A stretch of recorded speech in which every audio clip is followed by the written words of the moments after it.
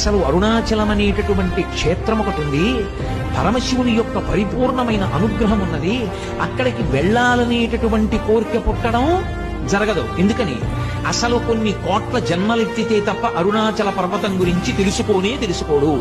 అరుణాచల ప్రవేశమునకు ముందు, అరుణాచల ప్రవేశము తరువాత అని జీవుడికి విభాగం చేస్తారు. అసలు వీడెప్పుడైనా అరుణాచలం వెళ్ళాడా చూస్తాడు. అరుణాచలం వెళ్ళాడు, ఆ జీవుడి స్థాయి వేరు. అరుణాచలం వెళ్ళలేదు, ఆ జీవుడి స్థాయి వేరు. అసలు అరుణాచలం అనేటటువంటి క్షేత్రం ఒకటి ఉంది. పరమశివుని యొక్క పరిపూర్ణమైన అనుగ్రహం ఉన్నది. అక్కడికి వెళ్ళాలనేటటువంటి కోరిక పుట్టడం జరగదు. ఎందుకని? అసలు కొన్ని కోట్ల జన్మలెత్తితే తప్ప అరుణాచల పర్వతం గురించి తెలుసుకోడు. అరుణాచల ప్రవేశమునకు ముందు, అరుణాచల ప్రవేశము తరువాత అని జీవుడికి విభాగం చేస్తారు. అసలు వీడెప్పుడైనా అరుణాచలం వెళ్ళాడా చూస్తాడు. అరుణాచలం వెళ్ళాడు, ఆ జీవుడి స్థాయి వేరు. అరుణాచలం వెళ్ళలేదు, ఆ జీవుడి స్థాయి వేరు.